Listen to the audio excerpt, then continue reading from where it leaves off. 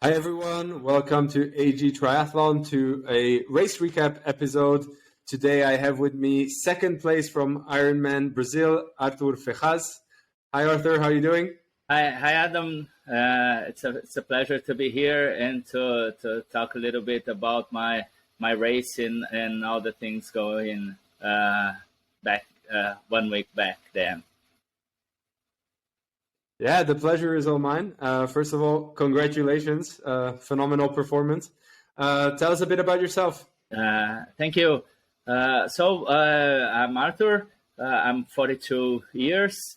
And I work as a sport psychologist. So I live the sport in my hobby and in my work.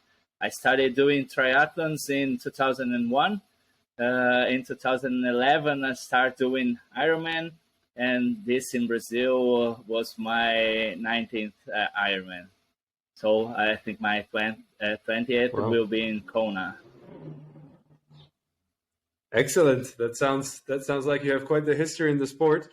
Race recap episode. Let's talk a bit about the race. Maybe tell us a bit about the week leading into the race. How did your taper go? My taper went very good in the weeks leading to an Ironman. Because we have so much, we have invested so much time and so much effort. We start being afraid of everything, of having an injury, of having an accident, and in those days with COVID, we have to have a little even more careful with everything. I had 3 colleagues here in my team that went to Utah to the World Championship and got COVID in the week leading to the race. So I was very afraid. So I almost do nothing other than work and train. So I kept everything going, doing the intervals, doing those trainings. I just lowered about 50 or 60 to 50 or 60% of the volume that I was doing, just to feel a little more fresh. But I keep doing all the hard work also, not to lose form. I got to Florianopolis at Thursday to race Sunday. The week was very, very good, very warm here with sunny days. And in the Saturday afternoon, the weather closed and started to get colder and started to rain, and we had a very, very wet race. Oh, wow. Okay. So I guess you got a bit unlucky there. So your taper went well. Did you manage to get some sleep before the race, or it was a bit of a difficult night? No,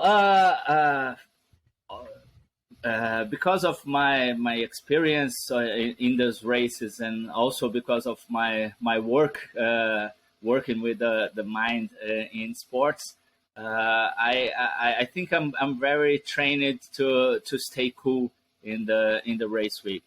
So all my thoughts about the race are just like this. The race has so much things to go wrong, and we can't be prepared for everything. So we have to have confidence in our capacity to deal with everything that happens. To adapt, to adjust everything, but we just can do it when the race started. Before it,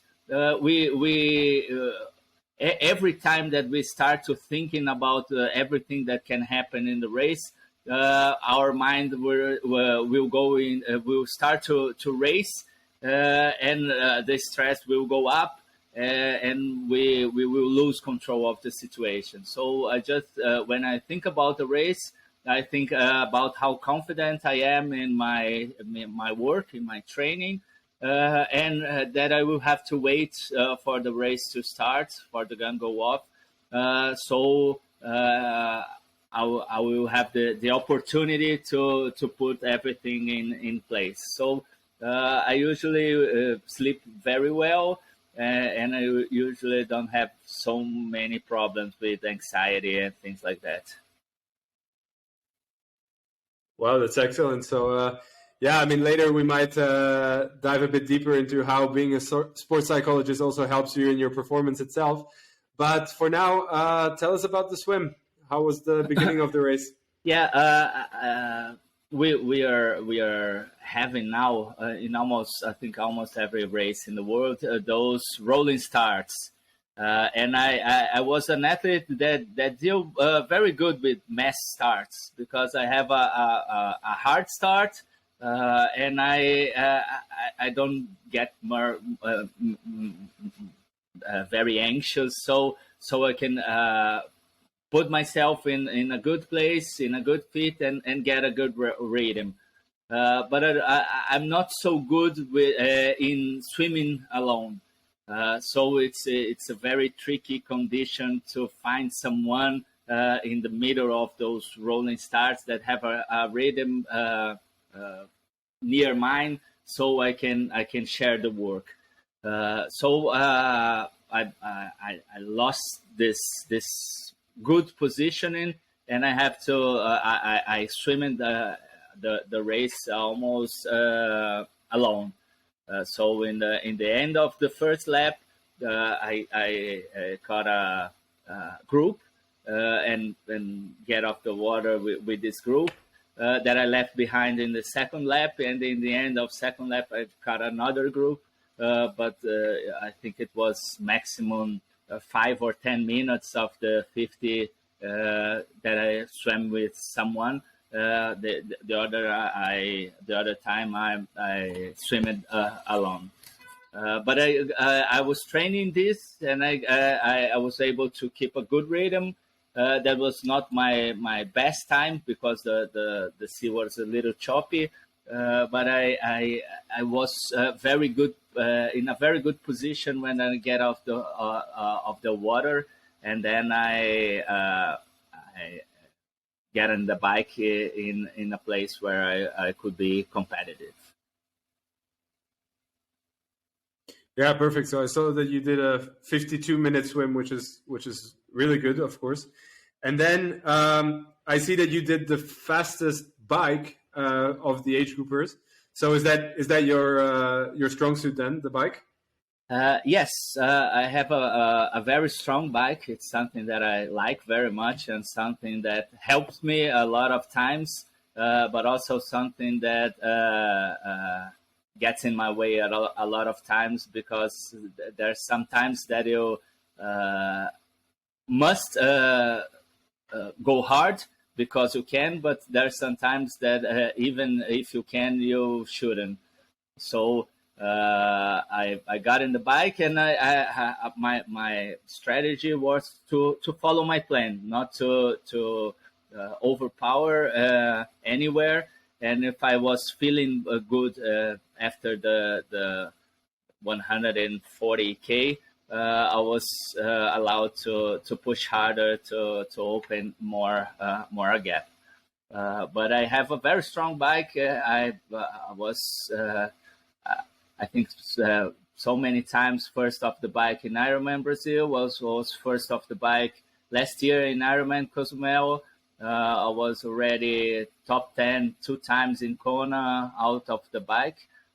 So it's something that I think I can be between the best in the world in the age group category. So how did the rain impact your biking? Did you try to, I don't know, be slow around the corners, or were you still like full gas? No, I think the only problem when it's raining, when it's wet, it's the corners itself, because we had a complete makeover in the roads there in Florianopolis. So the pavement was very, very nice. We don't have to worry about holes or something like this. And I have another capacity to shut down everything outside my race. So when it's raining or it's cold, it's something that doesn't bother me. It's a problem when it's too hot or too windy or the conditions are changing, because I should look more to the outside. But in a stable condition like that of wind and cold and rain, I can shut myself inside and just worry about those races. So I don't think the cold and the rain impact me so much. Excellent. So first off the bike, you go on the marathon. What are you feeling? Do you think that you can get away with the win? And then, of course, how does the marathon unwind? Yeah, I raced the bike from behind. So everyone that was I thought that was racing against me in the overall age group was in front of me, and I was able to see everyone when I passed them. So I knew exactly that when I caught them, I was ahead of them, because I had started a little bit behind. So I knew that I was first overall in the time. So my plan was mainly in the marathon to run a proper marathon, because I had very good results, but every time I was hitting a very good marathon until 20 or 30K, and in the last K I always have suffered a lot. So I trained a lot those races, those runs, and especially the end of the runs, and run without fuel, and run in tired legs. And my plan was to run a marathon that could be even splits, and I even got to make a negative splits in those marathons. So my plan was to start in my rhythm, to find my rhythm as soon as possible, and try to hang on. And I have a very good opportunity, because I was in the very end of the bike. I think 1 or 2 kilometers to get in the end of the bike. Before the end, I passed the first pro female. A girl here from Brazil, the Pamela Oliveira, that the girl that won the pro. And in the start of marathon, we started together. She started a little bit back, and in the third or fourth kilometer, she got to me, and she was in a rhythm about 4:15. That was going to be a 3-hour marathon. So I got in the back of her and said to me, you can go with her at least in the first or two first of or the second lap. We have in Florianopolis, we have four laps of 10.5K, and after the second lap, if you're feeling well, you can push a little harder, and if you're not feeling well, you hang on until you can. And then that's what happened. I was able to run very relaxed in the back of her, and after 20K, and it was there's something that was very good, because here we have a very warm cheer for all the Brazilian athletes and all the pro athletes. So when we passed in the middle of the city, the noise was huge for her. It was something that was even hard to hear my own breathing, because everyone was screaming very loud for her.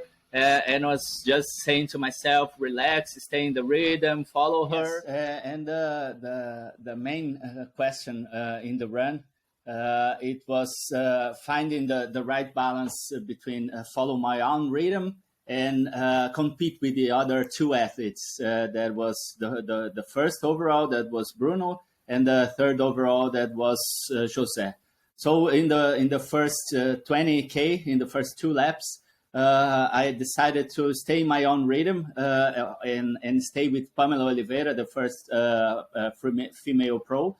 And she has a lot of experience in this kind of pacing. So I thought it was a smart move to stay with her. And in the start of the third lap, when the guys was already coming closer, she fought it a little bit, so I decided to go. And in the 50th mark, the 2 guys passed me, and so I decided to accelerate a little bit. And the first guy, the Bruno, get away, and Jose go, I think, 100 meters and stop it to open this gap. So I started to turn back this gap and took the whole lap, whole 10K lap to catch Zé. And so because I knew that I had started a little later than him, that if I stayed with him, I would beat him. So I tried to go with him, and about almost in the end of the lap, I accelerate a little bit, and when I got some gap, I started to feel cramps. Had to hold on a little more. Zé caught me, and then we started a sprint in the last K.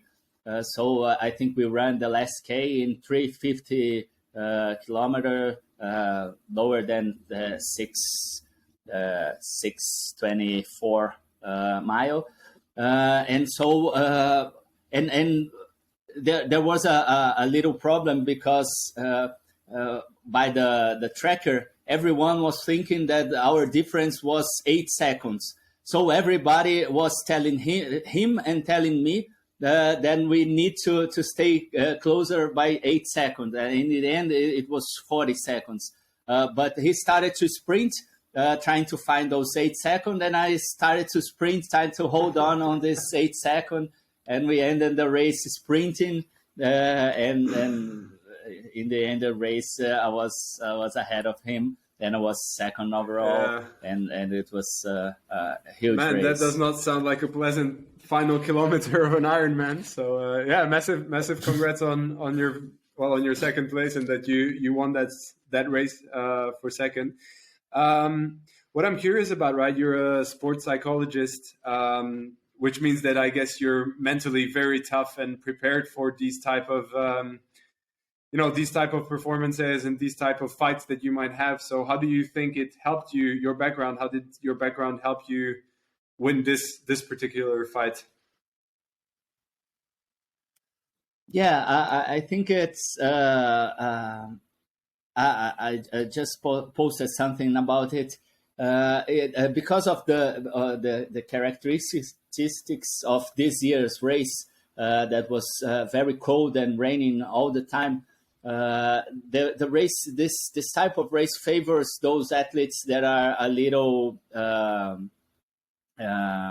more rigid in his personality. So you start to be able to forget about the bad conditions and just focus in your own race, your own numbers, your own rhythm, and stay right in your plane. It's a little tougher when you are in racing that changes conditions very much, or it's very hot or very windy, and you have to adapt a lot. But in a condition like your heart rate stays low and you don't get much heat, there is an advantage to be more rigid like I am. So I was training to decide in what side of the coin I should be. If it was a cold and rainy race, I should be more rigid and stay in my plan and try to force to do what I was planning. And if it was a windy race or it was a hotter race, I should be more flexible and try to adapt to the conditions. So I have this ability to read the race and make the decisions that will favor my final goal. Amazing. So, Arthur, like triathlon becoming very big in Brazil. We were talking before the interview. Andre Lopez just finished second in Ironman Des Moines. Luisa Bautista and the one you just mentioned, Oliveira. Sorry, I'm messing up the names. Pamela Oliveira. Exactly, Pamela Oliveira. It seems like there's a massive growing scene in Brazil. Would you like to say a couple of words in Portuguese to your family and supporters? Yeah, sure. Bom, eu queria agradecer a torcida de todo mundo e dizer que é o aumento do nível de cada atleta que levanta o nível do triatlon no país. Então, a hora que todo mundo pensa em melhorar e todo mundo se dedica a isso, o esporte inteiro cresce, os nossos resultados também. That's it. Very good. I speak some Spanish, so I understood.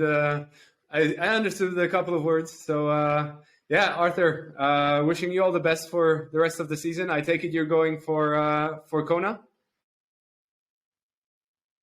Yeah, I'll be there in October. Amazing. So have a great season until then. All the best at Kona. I'll be rooting for you, and I guess the entire Brazilian triathlon community will be strongly behind its athletes. So all the best, and talk to you soon. Okay, thank you, Adam. Bye-bye. Cheers.